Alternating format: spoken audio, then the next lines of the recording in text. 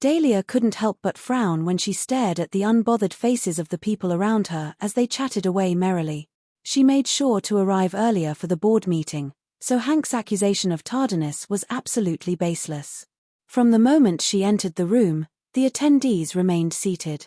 No one stood up to greet her, not even saving a seat for her. Clearly, they did not take her seriously. "Hank, what's this supposed to mean?" she whispered while keeping her composure.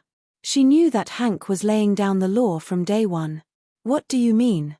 Hank lit himself a cigar and crossed his legs on the table, seemingly treating the meeting room as his own office.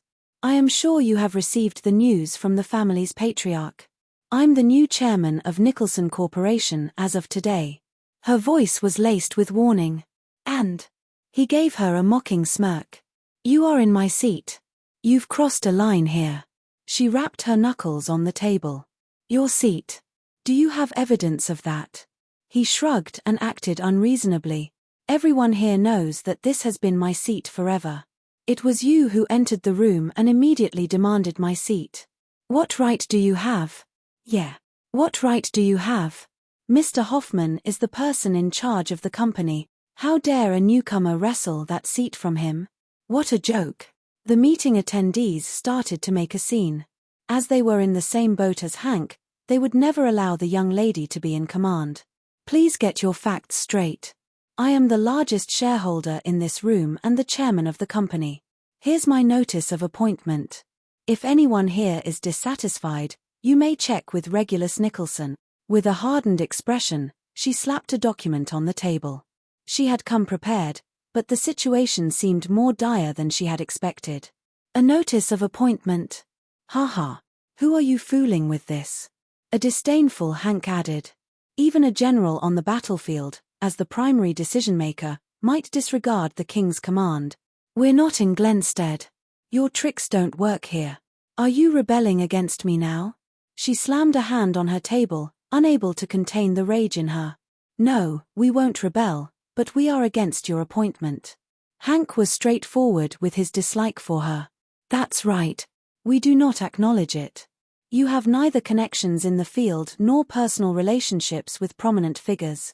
And you are lacking in capability. Why should you be our chairman?" "As longtimers in the company, we despise those who get in through the back door." The animated attendees tried to get a word in, and they were harsh in their criticisms. "First, this is Regulus Nicholson's decision. Like it or not, you have to accept it." She put on an icy look. "By the way, you were asking why I should be the chairman. I will go into detail on that topic. After looking into the company's financial statements, I found out that the company is crumbling on the inside despite its glamorous facade. Corruption is rife, using company funds for personal matters, lining your pockets through contracts and deals, and even selling company secrets. These are commonplace." She finally added, "Regulus Nicholson sent me here to execute a quick shake-up. If you're unhappy with the decision, you may turn in your resignation letter." The most senior executives instantly slammed their hands on the table upon hearing her words. "Who are you trying to threaten? We can always leave." "That's right. I, for one, would love to know how the company operates if we resign collectively. What goes around comes around. There will be a time when you need to beg us for help." While complaining, the group of senior executives headed toward the exit. Given their positions in the company, they knew that a collective resignation would lead to a halt in company operations and, even worse, bankruptcy. That was the reason for their confidence. "You may resign if you wish, but that doesn't mean you won't be held accountable for your dishonest practices in the past." Dahlia proceeded coldly. "Mr. Levin, if I recall correctly, you dipped your hands into 20 million worth of company funds, and you have not paid it back yet. For this, you will need to serve out a long sentence in prison." Hearing that, a man with a bald spot who stood as the head of the group leaving instantly froze and sweated profusely. He wondered how Dahlia learned about his action when he made sure he carried out the crime seamlessly. She ignored his question and continued, "Ms. Wagner, as the Director of Finance, you are in the greatest trouble. The company makes profits annually, but after you took charge, the books showed that we were making losses. Not only that, you have been asking the headquarters for money for your personal use. Your greed knows no bounds. That's nonsense. A woman dressed luxuriously suddenly screamed at Dahlia, resembling a cat who had its tail stepped on. You don't believe me? Have a look for yourself. Dahlia didn't bother to explain further and threw a few files containing the results of her investigation onto the table. What?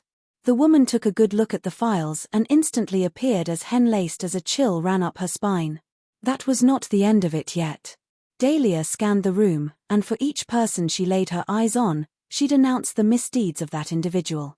Mr. Price, you are saddled with huge debts from gambling, right? If not, you wouldn't have sealed a deal worth $100 million for a mere $30 million. And you, Mr. Gillis, your son, wife, cousins, and other relatives are working in the company. Do you think they can stay if you resign? Oh, one thing almost slipped my mind. Mr. Regan, you seem quite close to the ladies from the Human Resources Department. How would your wife react to that? Then, she rattled off the tainted records of most of the senior executives. The attendees were dismayed to learn that she had accessed all the information. She had obviously come prepared.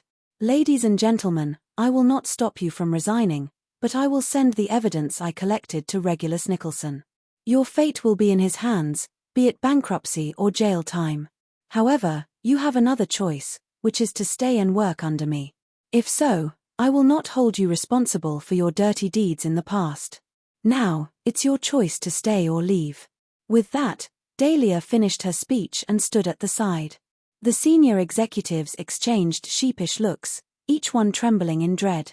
It was at that moment that they realized the fearful character of the new chairman. Any hint of disdain from earlier was replaced by fear. After moments of hesitation, the group of executives who staged a walkout quietly returned to their seats, their heads hung low, and their arrogance was wiped away. Amazing. Dustin secretly admired Dahlia's strategy of utilizing both the carrot and the stick to subjugate most of the protesting staff. Mr. Hoffman, do you have anything more to add? She turned her attention back to Hank, knowing that the only way to be in complete control was to bring Hank Hoffman to his knees. That's very impressive indeed. Laughing, he clapped his hands. Dahlia Nicholson, I have to admit that you're quite something. But you need more than a few tricks.